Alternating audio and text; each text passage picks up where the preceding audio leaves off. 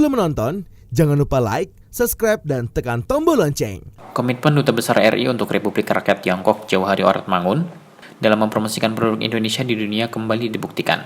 Kali ini promosi itu dilakukan Dubes Jauhari pada ASEAN China Shandong SMA Conference for Cooperation and Development di kota Jinan, Provinsi Shandong belum lama ini. Kegiatan dihadiri oleh Kepala Perwakilan Negara ASEAN, pejabat tinggi Pemprov Shandong, serta kalangan pengusaha Tiongkok dan negara-negara ASEAN termasuk Indonesia secara daring maupun luring. Untuk Indonesia yang hadir pada acara secara daring yakni para pengusaha Indonesia.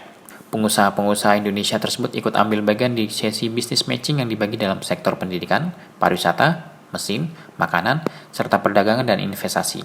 Selain bisnis matching, sesi lainnya yang digelar pada acara ini adalah promosi TTI.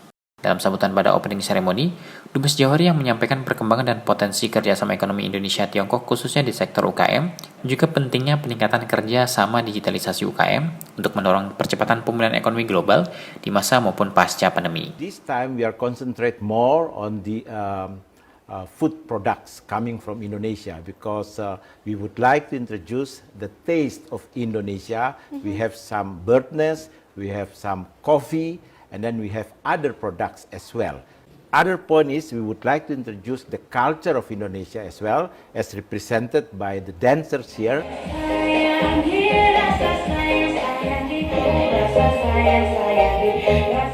So you got me, you got Balinese as well. Wow.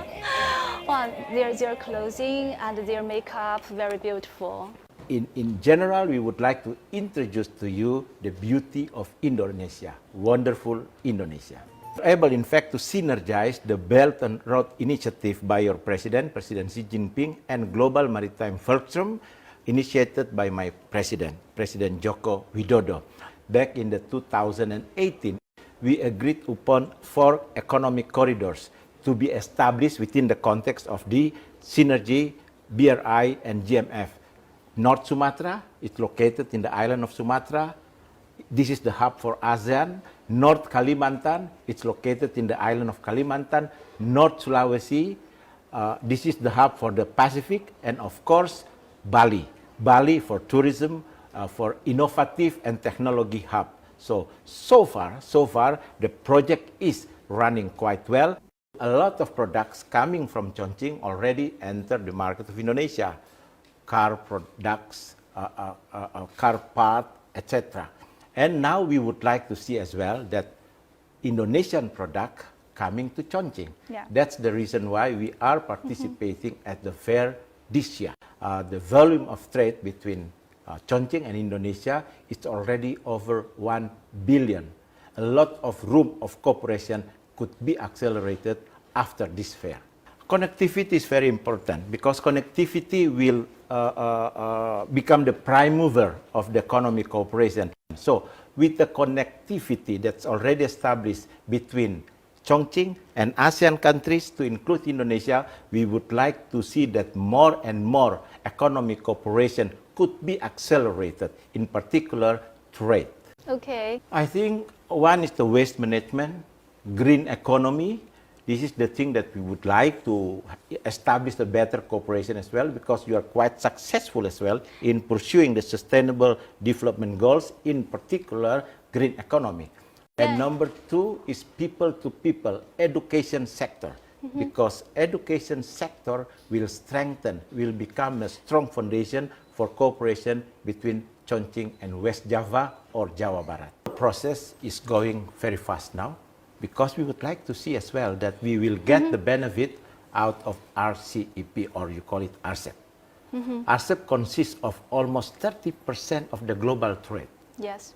almost 30% of the global population, and almost 30% of global investment. Looking at that, if RCEP going and implemented in the right direction, it will bring benefit not only to the government and participating countries, but the most important thing is to the people of the participating countries. So this is what we would like to see the RCEP implemented in the very near future.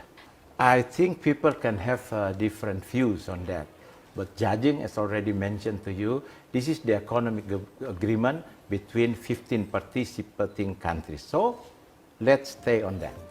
to economic growth.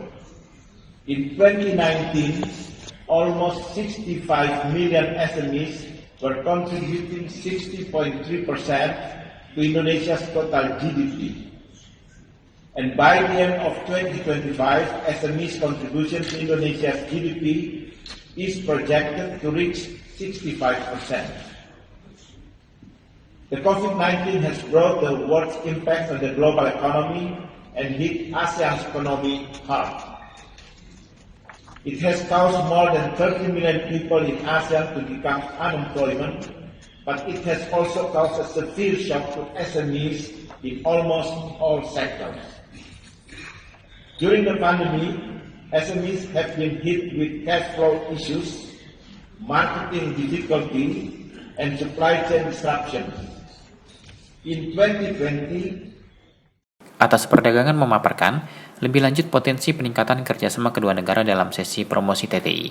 Delegasi ASEAN kemudian mengunjungi ASEAN International Eco City Exhibition Center di Kihei County, Dezhou, Provinsi Shandong.